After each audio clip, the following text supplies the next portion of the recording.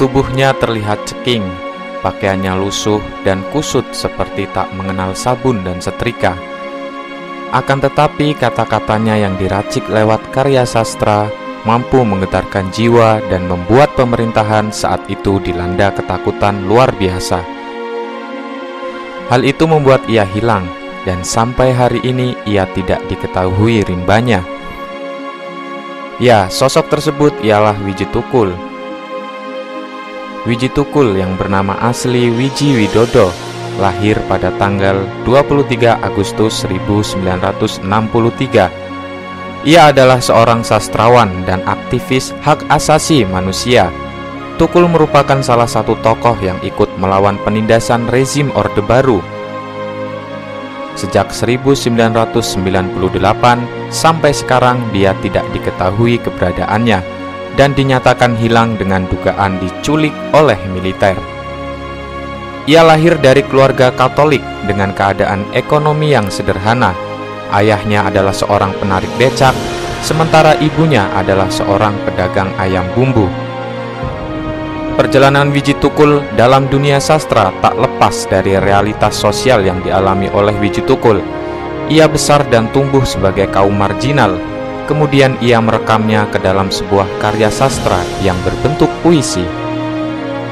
Seperti sastrawan besar lainnya, Wiji Tukul sudah mulai menulis sejak kecil. Ia pertama kali menulis adalah sejak duduk di bangku sekolah dasar. Kecintaannya terhadap dunia sastra membuat Wiji Tukul semakin bersemangat untuk mendalami dunia sastra.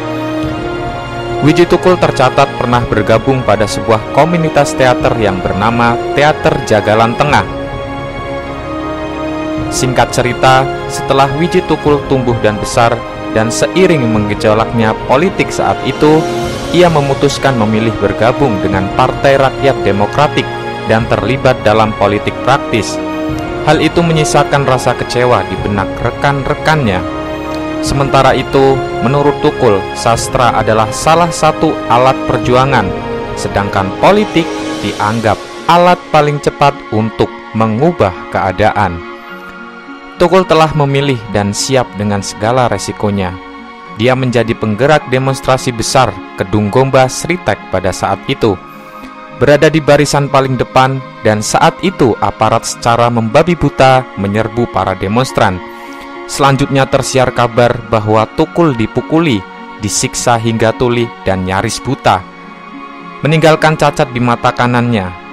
Semenjak itu, Tukul diincar karena diduga sebagai dalang demonstrasi karena puisi-puisinya dicurigai sebagai penggerak rakyat kecil untuk melakukan protes. Di antara puluhan puisi yang ditulis Wiji Tukul, berikut ini adalah puisi yang paling populer dan mempunyai nilai magis yang tinggi dalam memobilisasi massa pada saat itu.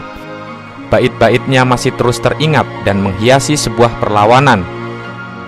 Puisi peringatan yang penggalan kalimatnya hanya ada satu kata, lawan. Ada juga satu puisi yang ditulisnya saat dalam pelarian dari buruan penguasa Orde Baru, yakni berjudul Aku Masih Utuh dan Kata-Kataku Belum Binasa. Dari Wiji Tukul kita belajar tentang bagaimana menjadi seorang pemuda yang berani dalam menyuarakan kebenaran. Dan hal yang paling penting adalah kita sebagai manusia, entah itu muda atau tua, kita harus tetap terus berpikir. Berhenti berpikir artinya adalah mati. Terima kasih Wiji Tukul.